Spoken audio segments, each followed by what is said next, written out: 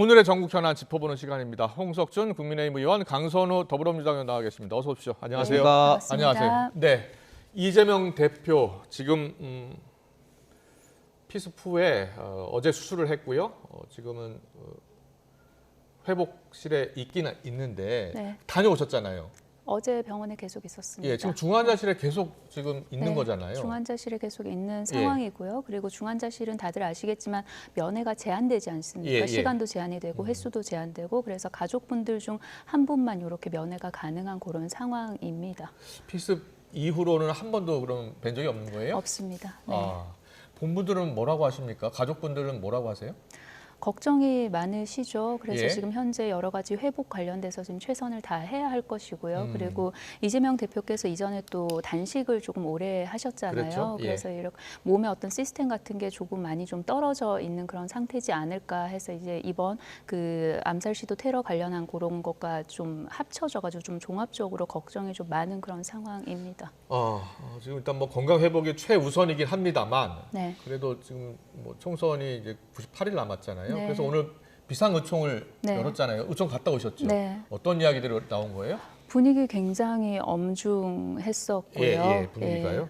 그리고 이제 의원들은 관련해가지고 그러면 이제 이 사건 관련해서는 굉장히 수사가 신속하고도 공정하고 그리고 정말로 세밀하게 돼야 할 것이다라는 철저한 수사. 네, 것이 이야기가 나왔고 그리고 또 한편으로는 이제 이러한 일이 일어나고 난 뒤에 지금 현재 가짜 뉴스라든지 아니면은 굉장히 잔인한 댓글이라든지 그러니까 유튜브 통한 여러 가지 부적절한 이야기들이 많습니다. 그래서 관련해서 이것 또한 2차 가해고 2차 테러인 것이죠. 그래서 예. 관련해서 대책을 세워야 된다. 그래서 당 차원에 아마 그런 요 대책을 좀 마련하고 그리고 실제로 실천할 수 있는 그런 본부 단위의 어떤 기구가 생기지 않을까 생각합니다. 네, 그 피습 후속 조치 대책 기구를 네. 만들기로 한 거죠. 네, 네. 바로 만드는 거예요? 아니면 지금 사무총장실에서 아마 인적 구성을 그래요? 하고 있는 예. 걸로 알고 있습니다. 그 회복 경과에 따라서 만약에 공백이 좀 길어지면 지금 추후 혹시 계획도 있습니까?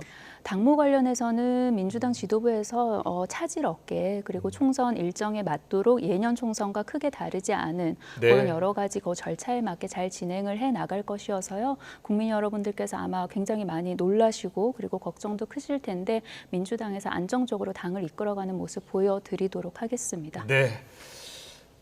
국민의힘 분위기도 좀 여쭤보겠습니다. 한동훈 비대위원장도 테러는 안 된다. 그리고 이재명 대표의 쾌유를 어제도 빌었고 오늘도 기원을 했습니다. 지금 국민의힘 분위기는 어때요? 예, 저희들도 상당히 놀랐습니다. 예. 대통령께서도 이번 그 정치적 피습을 예. 자유민주주의의 근간을 파괴하는 테러라고 규정을 지었죠. 네. 생각이 조금 다르더라도 이런 어떤 정치적인 이런 어떤 생각 때문에 피습을 하는 것은 예. 자유민주주의 사회에서는 있을 수 없는 일이고 이재명 대표의 빠른 쾌유를 빕니다. 그런데 저는 이 지점에서 네. 한 두 가지만 조금 생각해 볼 네. 것이 일단은 정치권 전체적으로 사실 국회가 많은 어떤 국민들의 어떤 이해관계라든지 갈등을 용광로처럼 좀 녹여야 되는데 예. 오히려 정치권이 오히려 이런 어떤 갈등을 먼저 양산하지 않았나 조금 네. 반성할 좀 대목이 저희는 좀 있다고 보고 예. 21대 끝나는 지점이지만 이런 어떤 지점을 22대 때는 조금 좀 줄여야 되겠다 하는 소망을 가져보고 또 두 번째는 강선호 의원도 이야기를 하신 것처럼 자꾸 이런 것을 해서 좀 2차 가해적 어떤 그런 어떤 뉴스, 가짜 뉴스도 이제 많이 그러니까요. 나오고 특히 예. 정치권에서 예를 들면 이기영 대변인 같은 경우 이런 어떤 그 정치적 이런 어떤 테러, 피습이 윤석열 대통령의 어떤 이념적 기반의 어떤 카르텔 운운해서 그렇다 이런 어떤 멘트는 저는 결코 좀 해서는 좀 안 될 말이라고 봅니다. 네, 배우론, 음모론이 판치면 안 되겠죠. 예. 그런데 윤여준 장관 이야기 들어보면 광기의 시대라면서 이 여야 정치인들이 점점 더 폭력적인 어휘를 사용하고 또 극단적인 단어 사용하면서 상대를 적으로 이렇게 삼고 공격하는 그런 정치인의 언어 습관을 좀 바꿔야 한다. 그렇지 않으면 우리 사회가 큰 문제에 봉착할 수 있다라는 취지로 이야기했어요. 그 점에 대해서는 어떻게 생각하세요? 저는 100%좀 공감이 예. 갑니다. 사실 저는 그 이유를 두 가지 정도로 좀 생각해 볼 수가 있을 것 같은데 첫 번째는 이게 우리나라만의 현실이 아니라 전 조금 세계적인 좀 현실인 것 같아요. 예, 왜냐하면 유튜브라든지 이런 어떤 SNS 발달로 소위 말해서 어떤 확정 편향적인 자기가 보고 싶은 어떤 정보를 자꾸 반복적으로 보면서 자기의 어떤 주장이 정당화되고 합리화되고 상대방을 좀 악마화하는 그래서 자유민주주의 역사가 가장 깊은 그 미국 같은 경우는 트럼프 지지자가 미국 의회를 점령하기도 했지 않습니까? 네. 그런 어떤 기술적인 요인도 있을 것 같고 두 번째는 특히 지금 그 지난번 박근혜 대통령 탄핵 이후에 더 우리 정치 구조가 더 좀 이런 어떤 이분법적 흑백 논리적인 이런 어떤 진영 간 대결이 더 좀 심화가 되었다 그런 어떤 생각이 있고 저도 국회에서 와서 보니까 그냥 조용조용 또 말을 정책적으로 하는 것에 대해서는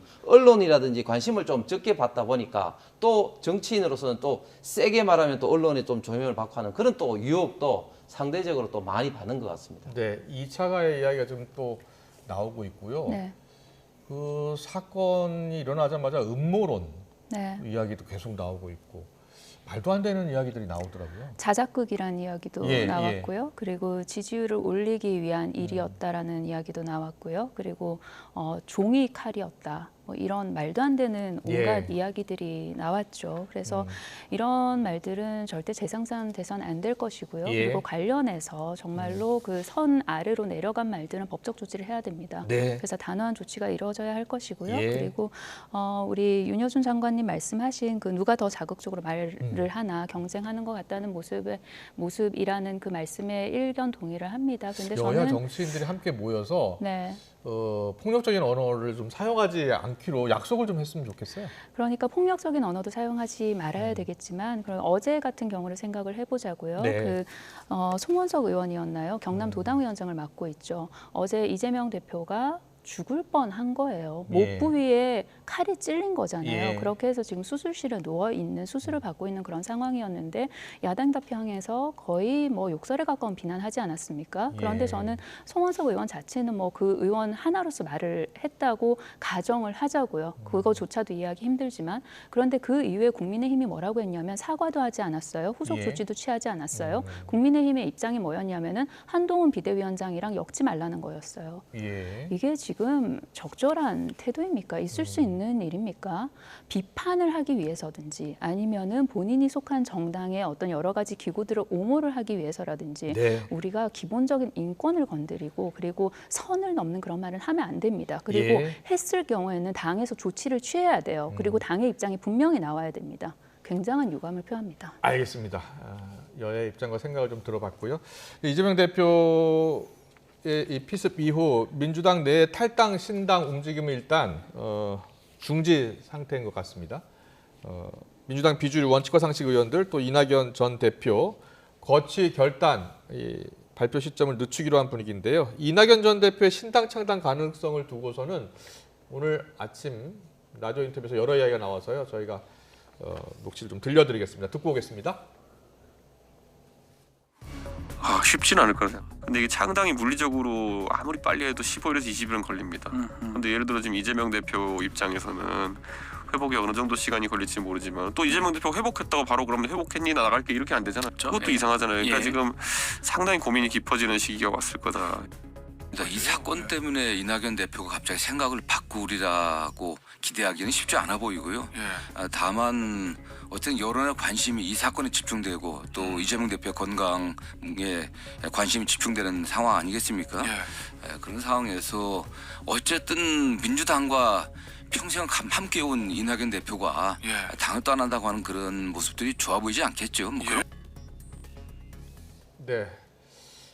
탈당을 시사했었던 원칙과 상식 의원들 일단 어제 입장문을 발표하고요. 이재명 대표 쾌의로 기원을 했고 그리고 일단은 기자회견을 내일 하기로 했는데 일단 연기하기로 한 것 같아요. 혹시 오늘 의총에서도 발언이 좀 나왔습니까? 의총에서는 관련 발언은 없었습니다. 예. 그리고 사실 의원들끼리 예를 들어서 이낙연 전 대표의 신당 창당이나 아니면 원칙과 상식에서 주장하고 있는 여러 가지들을 굉장히 진지하게 그걸 중점적으로 토론을 한 적도 없고요. 그리고 그런 분위기가 사실은 아닙니다.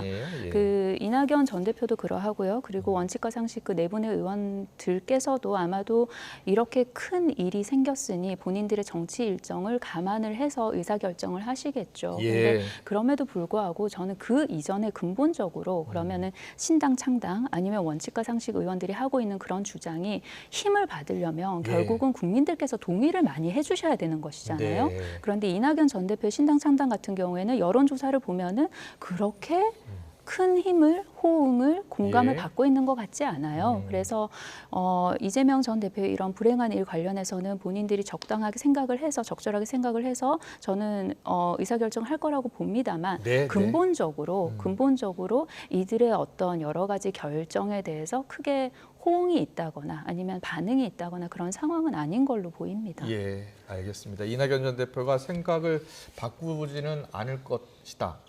오늘 정성 저도 의원은 그렇게 거기에 이야기하더라고요. 동의합니다. 그렇게 생각하십니까? 자, 어떻게 전망하세요? 근데 이준석 전 대표는 또 생각이 좀 다른 것 같아요.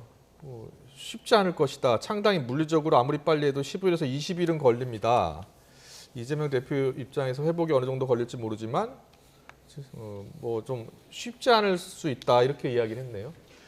이준석 전 대표 이야기는 어떤 상당히 실무적인 일반적인 어떤 이야기를 네, 한 것인데 네. 예를 들면 이준석 전 대표가 그 연락망이라는 것을 12월 초에 만들 때 한 10만 명을 목표로 했는데 6, 7만 명 했죠. 그런데 예. 지금 이제 당원 가입 의사를 밝힌 사람이 한 5,500명 지금 된답니다. 예, 그러니까 예. 그거하고 이하고는 다르다는 것을 본인도 몸소 느끼기 때문에 방금 그런 어떤 창당 실무 과정의 어떤 어려움을 이야기를 했을 텐데 예. 근데 제가 봤을 때는 이낙연 대표는 이미 실무적으로 준비가 상당히 많이 돼 있는 것 같아요. 왜냐하면 예. 워낙 이낙연 대표를 따르는 어떤 분들이 많았고 그리고 지금 원외에 있는 그 그룹 중에서도 이미 오랫동안 이제 실무적으로 창당 준비를 했기 때문에 네. 실질적으로는 이번 그 이재명 대표의 피습 사건은 좀 며칠 좀 네. 늦춰질 수는 있겠지만 네. 실무 과정에서 시간이 그렇게 오래 걸리는 것은 보이지는 않습니다. 네, 알겠습니다. 정성호 의원도 그렇고 두 분, 홍석중, 강선호 의원도 다 일단은 이번 사태로 이낙연 전 대표가 생각을 바꾸지는 않을 것이다라는 생각에 이제 동의를 하시는 것 같습니다. 그런데 이 정치인에 대한 테러 두 분 다 또 현역 의원이시고 또 많은 분들을 만나고 계시고 또 만나야 하잖아요. 이번 사태 보면서 상당히 놀라셨죠. 걱정도 되시고요.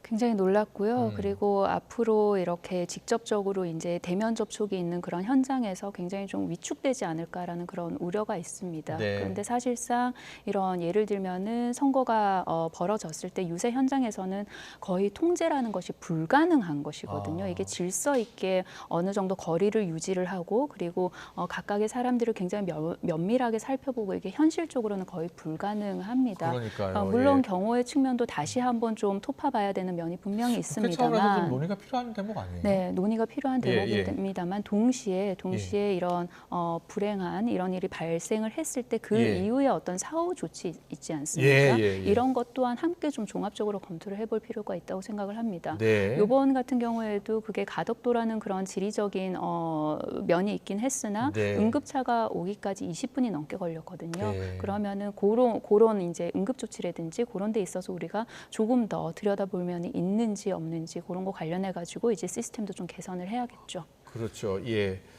여당에서도 좀 대책을 좀 마련해야 되겠다라는 생각이 있을 것 같아요. 예. 어떤 대책들 지금 세우고 있어요? 예, 그렇습니다. 일단 정치인이라는 직업이 생각보다 굉장히 위험합니다. 왜냐하면 이제 정치 어떻게 보면은 이제 선호에 따라서 정치인들 대하는 어떤 국민들의 태도가 굉장히 스펙트럼이 다양하고 네. 다양할 수밖에 없는 상황인데 예를 들면 뭐 악수를 하든지 명함을 주더라도 사실은 굉장히 뭐 좀 모욕적인 이야기를 하신 분들도 사실은 많죠. 어떤 육체적인 어떤 위해를 가하기 이전에 네. 사실은 그래서 이제 정치권에서 저는 해야 될 일은 이런 어떤 그 정치적 어떤 테러에 가까운 위해 행위를 어떻게 보호하는, 차단하느냐는 것도 중요하지만 기본적으로는 여기에 대응하는 가짜 뉴스 이런 데 대해서도 우리가 그게 이제 그 사건 이후에 어떤 벌어진 것이라든지 또 사건 이전에 벌어진 것이라도 예. 우리가 적절하게 이런 것을 통제 내지는 조정할 수 있는 그런 면에서도 좀 더 시스템이 마련돼야 된다고 봅니다. 그렇습니다.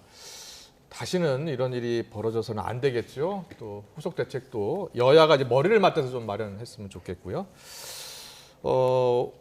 오늘 청와대 영빈관에서 있었던 신년 인사의 이야기 좀 해보겠습니다.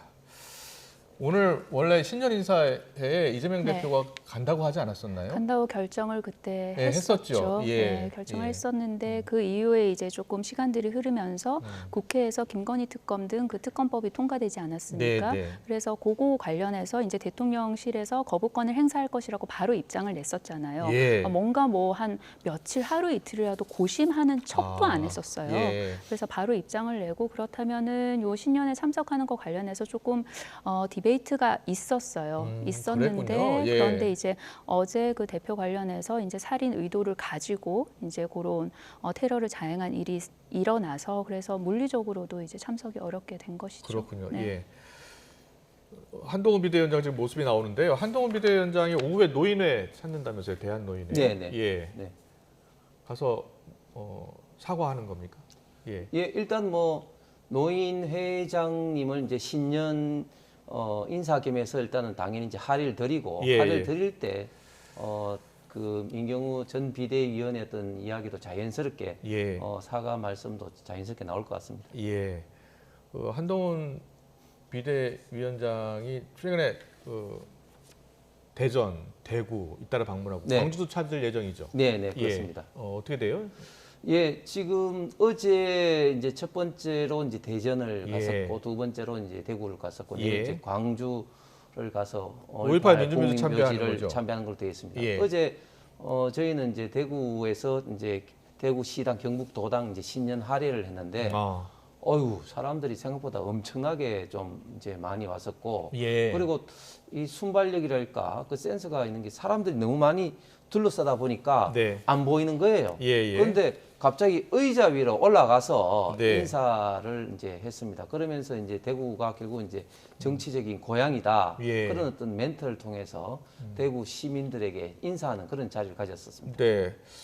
한동훈 비대위원장이 이재명 대표 병문안은 언제쯤 가시는 겁니까? 그거는 아마 지금 일정을 아마 그 지금 이제 이재명 대표 여전히 이제 수술은 끝났지만 이제 중환자실에 있어서 예, 예.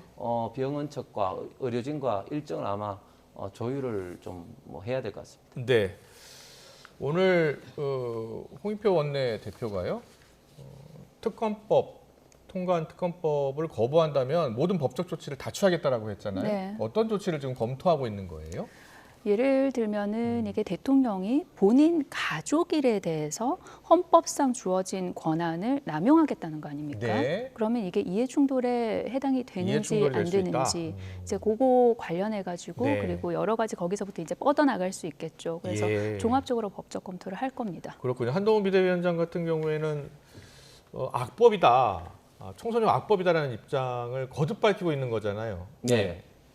이게 총선용 악법이기도 하지만 제가 봤을 때는 위헌적 악법입니다. 예를 들면 지금 그 특검 이제 추천하는 것부터 통상적으로 이제 여야가 추천하는 것이 아니라 민주당과 정의당이 하는 네. 거라든지 또 예. 피사실을 공표를 한다든지 또 수사 도중에 일어난 모든 사건을 도이치모터스뿐만 아니라 모든 사건에 대해서 이제 수사를 한다든지 이런 것은 분명히 위헌적 요소가 다분히 있는 저희들은 좀 악법이라 보는데 네. 저희들이 오늘 이재명 대표 관련해서 지금 이제 양 진영 간의 어떤 극단적인 갈등이 예. 빚은 어떤 정말 가슴 아픈 어떤 정치적 테러라고 보는데 저희는 이 지점에서 민주당은 시종일관 김건희 여사를 윤석열 대통령의 약한 고리로 보고 경선 대선 때부터 주얼리부터 시작해서 계속해서 이렇게 집중적으로 공격하는 것이 저는 정말 이게 양극단의 어떤 갈등을 이렇게 정복시키는 정말 대표적인 좀 행위라고 보기 때문에 좀 이런 지점에 대해서도 민주당에서도 좀 생각을 좀 해보시는 게 필요할 것 같습니다. 예. 그 국민의힘이 말씀하세요. 총선용 악법이라고 말씀을 하시는데 이게 처음에는 총선이랑 전혀 상관이 없었어요. 타임라인 예, 보시면 예. 국민의힘이 논의장에 들어오지 않았고 반대를 했기 때문에 이게 패스트트랙에 태워져서 이제서야 본회의를 통과하게 된 겁니다. 그래서 이거를 총선이라는 시점과 연결해서 말씀을 하시려면 국민의힘의 책임인 거예요. 예. 그리고 의원님 방금 이 김건희 특검이 위헌적인 악법이라고 하셨어요. 헌법 어느 조문에 위배가 됩니까? 제가 다 말씀을 다 드렸잖아요. 그러니까 어느 조문에 위배가 위헌적 됩니까? 요소가 있는 일단 특검을 예. 이제 여야가 아닌 민주당과 정의당이 추천한 거라든지 또 예. 또 피의 사실 공표를 아예 제도화하는 거라든지 또 수사 도중에 일어난 모든 사건을 특정 사건에 이렇게 하는 거, 이런 것은 재형 법정주의라든지 지금 현재 권력 어떤 분립에 관련된 특검의 어떤 이런 어떤 결정 권한이라든지 또 행복 추구권 내지는 인격권 이런 어떤 모든 사안에 대해서 위헌적 요소가 다분히 있는 겁니다. 그 이전의 특검법 이전에 많은 특검이 있지 않았습니까? 예, 예. 국회에서 통과시킨 이전 특검법들도 지금 현재 김건희 특검과 다를 게 없었습니다. 살펴보십시오. 아, 아니, 아니요, 살펴보십시오. 아니죠. 여야가- 살펴보시고 말씀하십시오. 특검을 여야가 다 공통적 추천을 했죠. 살펴보시고 말씀하십시오. 이전에 두 가지 특검 또한 그리고 그 대통령이 속한 정당은 추천을 하지 못했었습니다. 그걸 살펴보시고 예를 들면 어떤 말씀하십시오. 걸 말씀하시는 거예요? 살펴보세요. 찾아보십시오. 지금까지 한 번도 없었다고 말씀하시는데 그렇지 않습니다, 의원님. 그거 한 번 더 확인을 좀 해봐야 될 것 같은데요. 예. 저희가 한번 확인을 해볼게요. 그러니까는 과거에 국정농단 특검 때도 그 소속돼 있는 정당에서는 그 특검을 추천하지 않았다 이런 말씀이십니까? 그리고 이번 예. 특검법만 무슨 공표를 하게 돼 있습니까? 수사 그 브리핑을 하게 돼 있습니까? 지금까지 계속 해왔던 거 아닙니까? 아니 피의 사실 공표 때문에 예. 지금까지 민주당에서 그 윤석열 검찰에 대해서 이재명 대표라든지 송영길 대표 어떤 수사 관련해서 피의 사실 공표한다고 민주당에서 얼마나 비판을 많이 했습니까? 근데 그리고 그거는 공표도 아닌데 사실은 이제 뭐 이런 식으로 이제 언론에 노출된 건데 지금 현재 이 특검법에는 아예 예. 그런 피의 사실 관련된 사실을 아예 일일 브리핑하듯이 제도화되어 있는 거죠. 네, 알겠습니다. 국민의 알 권리를 보장하는 겁니다. 예, 여야 입장차를 좀 들었고요. 마지막으로 허은하 의원이 오늘 국민의힘을 탈당했습니다. 이제 이준석 신당으로 간다는 거잖아요. 네네. 지금 보면 오늘 탈당 선언을 하면서 양자택일을 강요하는 지금 이 협박의 정치를 이제 벗어날 때다 이렇게 이야기를 했어요. 자, 이준석 전 대표 신당은 좀 속도를 내는 것 같거든요. 지금 현재 당원 수가 가장 최근에 이제 확인을 해보니까 제가 이제 한 5,500명이다. 5,500명. 예. 4,500인가? 어쨌든 거의 이제 각 지역별로 그 지구당이 광역 지구당이 5개 각 1,000명씩 이제 있어야 됩니다. 예. 그래서 이제 어느 정도 이제 숫자는 이제 채워진 것 같은데 네. 어쨌든 허은하 의원 같은 경우는 가방위에서 제 바로 옆자리에 있습니다. 아, 그래서 그래요? 본인도 굉장히 이제 고심 끝에 이제 네. 나가는데 어쨌든 고심 끝에 내린 결단이기 때문에 저는 뭐 개인적으로는 허은하 의원이 좀 잘 됐으면 좋겠습니다. 아니 근데 유승민 전 의원도 합류할 가능성이 있는 거예요? 당내에서는 어떤 이야기가 나와요? 제가 볼 때는 없는 것 같습니다. 이미 유승민 의원은 바른정당의 어떤 쓰라린 어떤 그런 학습 효과도 있고 예. 그리고 본인도 얼마 전까지만 하더라도 언론에 창당을 해서 성공하기 쉽지 않다. 네. 그런 어떤 부정적인 의사를 계속해서 현재까지는 밝히고 있죠. 네, 한동훈 비대위원장은 이준석 전 대표와 직접 만날 의사가 지금 없나 봐요. 예, 지금 현재까지는 뭐 여러 가지 이제 물리적인 뭐 시간도 사실은 없고 예. 그리고 또 특정인보다는 지금 현재 여러 가지 공천 관련된 거라든지 또 당 개혁 관련된 네. 거 이런 어떤 시스템적인 것 때문에 여러 가지 좀 뭐 생각할 요소가 많고 시간이 없기 때문에 그렇겠습니다만은 뭐 결국은 뭐 만나지 않겠습니까? 예. 이준석 전 대표가 신당을 만든다면 내년 총선 구도가 국민의힘에게는 좀 불리한 거 아니에요? 글쎄요, 저는 뭐 그렇게는 보지 않는데 일단은 지금 이준석 대표 신당 지금 현재 몇몇 여론조사에 따르면은 네.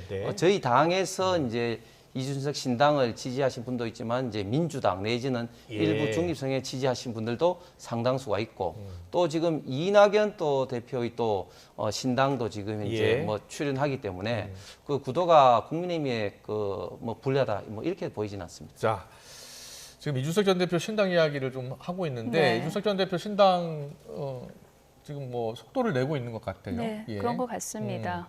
그 같이 함께 했던 그 4명 중에 이제 한 명은 또 같이 하지 않기로 천하용인? 예. 한 것 같더라고요. 예. 근데 이게 신당이든 아니면 기존의 정당이든 성공을 하려면은 그 예. 가치에 대해서 국민들께서 함께 해주신다는 아. 그런 호응이 있어야 되지 않습니까? 예. 그런데 지금 이준석 대표도 그렇고요. 그리고 이낙연 전 대표도 그렇고요. 뭔가 지금 반대를 명분을 삼아서 당을 만들겠다고 하는 거지 않습니까? 않습니까? 예. 그래서 우리 국민들께서 뭔가 반대를 하는 것만으로 거기에 힘을 실어 주실 것인지는 저는 잘 모르겠습니다. 예, 그리고 국민의힘 한동훈 비대위원장도 그렇습니다. 지금 계속해서 운동권 세력들을 청산하겠다. 그러니까 반운동권의 그런 기치를 내걸고 있지 않습니까? 네. 그렇게 해서 그 다음에 이야기가 뭐냐고요. 그러니까 반운동권, 운동권 세력을 청산해서 뭐를 하겠다는 거에 대한 비전 제시가 지금 없습니다. 예. 정당이 국민들의 마음을 얻으려면은 미래의 이야기를 해야 되는 거예요. 뭔가에 반대를 하겠다는 게 아니고요. 그래서 그 부분 관련해서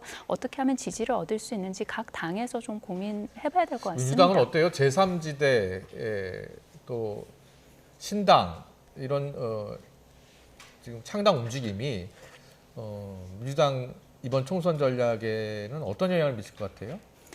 민주당은 계속해서 입장을 같은 입장을 한결같이 예. 견지를 해왔습니다. 총선에서 승리하기 위해서는 우리가 통합을 해야 되고 그리고 단합을 해야 네. 된다는 입장이었습니다. 그래서 그 통합과 단합의 여러 가지 그 의미를 조금 더 종합적으로 판단을 해야겠죠. 그리고 결국은 민주당이 국민들께 말씀드리는 그런 통합이든 단합이든 그것이 실질적으로 뒷받침이 되려면 민주당에서 내놓는 그런 정책들이 국민들 삶에 이렇게 스며들어서 정말로 실질적으로 느끼셔야 되지 않겠습니까? 네. 그러면 여러 가지 민주당에서 통합과 단합의 노력 그리고 혁신의 노력을 그런 정책으로 좀 더 보여드려야 되지 않나라는 생각입니다. 네. 우리 국민들께서도 다 이 정책 대결 좀 보고 싶어 하는데 이번 총선 때는 여야 모두 정책 대결, 국민을 위한 정책 대결 펼쳐주셨으면 좋겠습니다. 지금까지 홍석준 국민의힘 의원, 강선호 민주당 의원과 함께했습니다. 잘 들었습니다. 고맙습니다. 네, 감사합니다. 고맙습니다. 네, 고맙습니다.